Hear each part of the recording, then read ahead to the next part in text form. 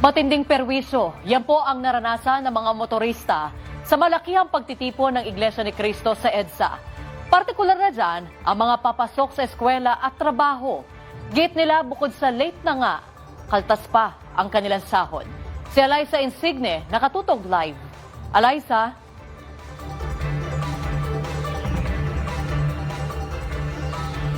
Mahabang pila, nagkagulo at maraming motorista ang naabala sa patuloy na pagtitipon ng libu-libong mga miyembro ng religious group na Iglesia ni Cristo ngayong araw sa EDSA Shrine.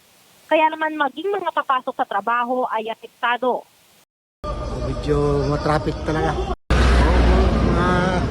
Medyo hirap, mga 30 minutes.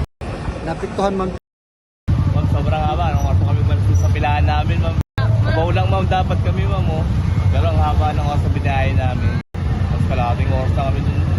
Ang nasabing pagtitipon, wala permit ayon sa Quezon City Police District. Although may mga info na tayo na magkakaroon sila ng rally, pero kanilang madaling araw, yun yung punta po nila dito sa PPM.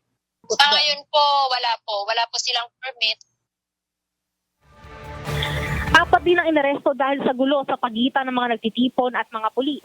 Isa sa mga naaresto ay ang driver ng bus na nakasagi sa isang pulis.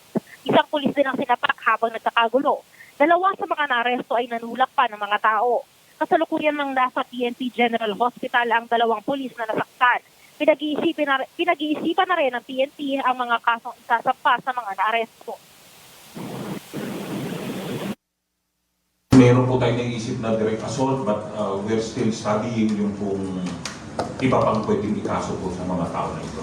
Sinaktan po nila yung ating kapulisan, so that constitutes direct assault against. Bukod pa sa EDSA, nagkaroon din ng pagtitipon sa Liwasang Bonifacio pero mas konti kesa sa mga nasa People Power Monument. Ayon sa PNP, tinatayang nasa 12,000 na katao ang nasa EDSA as of 2 p.m. Abot naman sa 6,000 ng mga personnel mula sa PNP ang idineploy para sa seguridad. Kanina ay nakita rin ang presensya ni na former Congressman Mike Defensor at Senator Alan Peter Cayetano sa nasabing pagtitipon. Sarina? Maraming salamat, Eliza Insigne.